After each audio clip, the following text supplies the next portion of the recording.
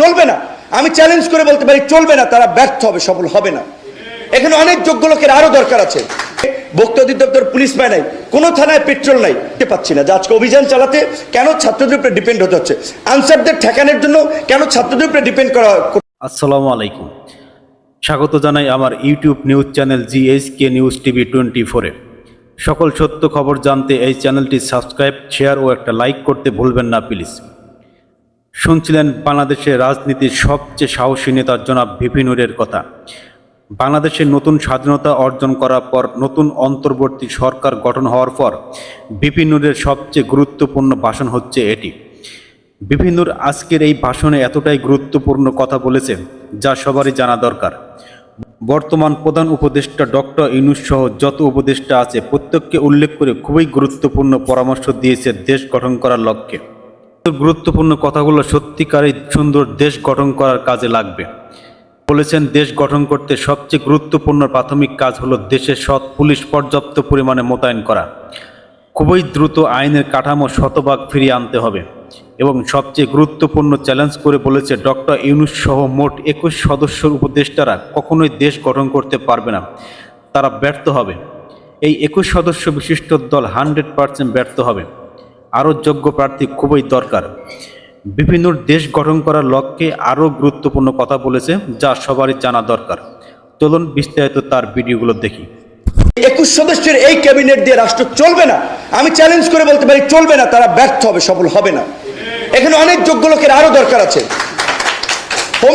আমরা প্রথম যখন হোম মিনিস্টার সাখাওয়াত সাহেব ছিলেন, তার সাথে আমরা মিটিংয়ে পরিষ্কারভাবে বলেছিলাম, তৃণমূল পর্যন্ত আইন শৃঙ্খলা পরিস্থিতি নিয়ন্ত্রণ করে পুলিশকে স্বাভাবিক করেন। বলছেন আজকে ভোক্তা অধিদপ্তর পুলিশ পায় নাই, কোনো থানায় পেট্রোল নাই, মানে পেট্রোলিং এর যে পুলিশ থাকে টহলে মুভমেন্টের উপরে রিজার্ভ, সেই পুলিশটা নাই।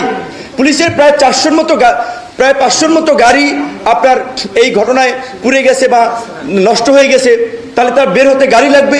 তাহলে পুলিশকে ফাংশন করার জন্য এই পদক্ষেপগুলো নেওয়া হচ্ছে কিনা আমরা তো দৃশ্যমান কিছু দেখতে পাচ্ছি না। যে আজকে অভিযান চালাতে কেন ছাত্রদের উপরে ডিপেন্ড হতে হচ্ছে, আনসারদের ঠেকানোর জন্য কেন ছাত্রদের উপরে ডিপেন্ড করতে হচ্ছে। তো এখন প্রশাসনের মধ্যে এই যে 15 বছরে যাদেরকে প্রমোশন দিয়ে যোগ্যতা না থাকা সত্ত্বেও উঁচু পদে অধিষ্ঠিত করেছে, তাদেরকে রিমুভ করতে হবে।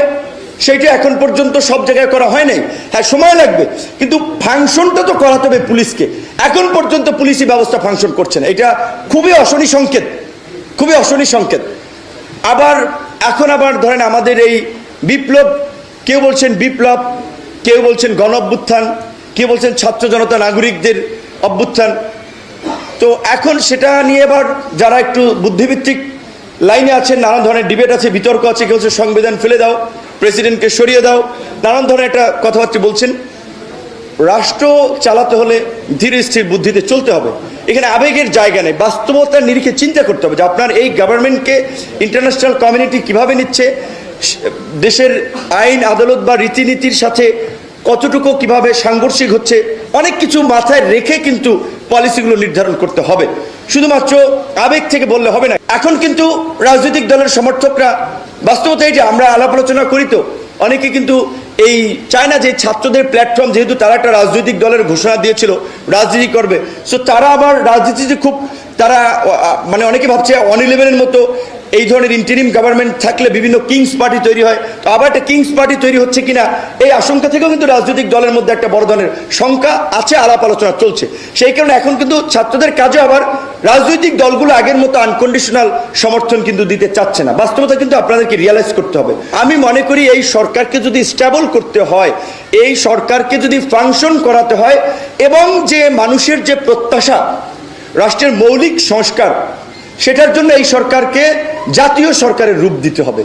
জাতীয় সরকারের রূপ দিতে হলে বিএনপি, জামাত, গণ অধিকার, বিভিন্ন রাজনৈতিক দল বলেন, অন্যান্য রাজনৈতিক দল, অনেকগুলো দল বলে তো অনেক সময় লাগবে।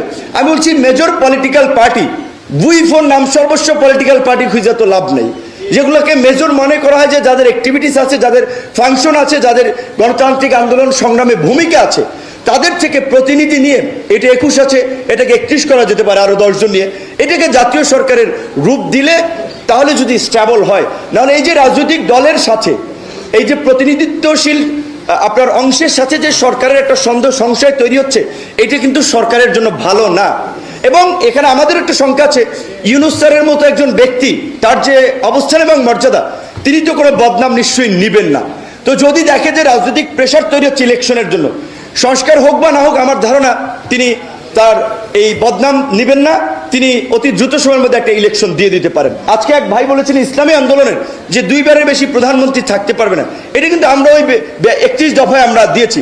এমনকি আমাদের দল ঘোষণা হয়েছে 21 সালে, আমাদের দলের গঠন এই ঘোষণাপত্রেও আমরা কর্মসূচিতে বলে দিছি যে একই সাথে একই ব্যক্তি দলীয় প্রধান এবং সরকার প্রধান থাকবে না, একই ব্যক্তি 2 বারের বেশি প্রধানমন্ত্রী থাকবে না।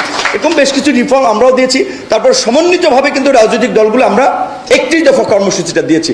এই যে পতিত স্বৈরাচার, তাদের হাতে লক্ষ লক্ষ কোটি টাকা রয়েছে, টাকা দিয়ে এই টাকা দেশকে অস্থিতিশীল করার কাজে ব্যবহার করবে। আর তাদেরকে ফুয়েল দেওয়ার জন্য আছে আমাদের প্রতিবেশী দেশ ভারতের তো ওপেন সিক্রেট। এই যে ভারতীয় এজেন্টরা গণমাধ্যমে বসে আছে, প্রশাসনে বসে আছে, এখন পর্যন্ত হয়তো অনেকে ভুল পাল্টাইছে, কিন্তু তাদের বিরুদ্ধে যদি ব্যবস্থা না নেওয়া হয় সরকারের বিপদ আছে। ধন্যবাদ বন্ধুরা ভিডিওটি দেখার জন্য। এরকম লেটেস্ট তাজা নিউজ পেতে আমার এই চ্যানেলটি অবশ্যই সাবস্ক্রাইব ও একটা লাইক করতে ভুলবেন না। ভালো থাকুন, সুস্থ থাকুন, আল্লাহ হাফেজ।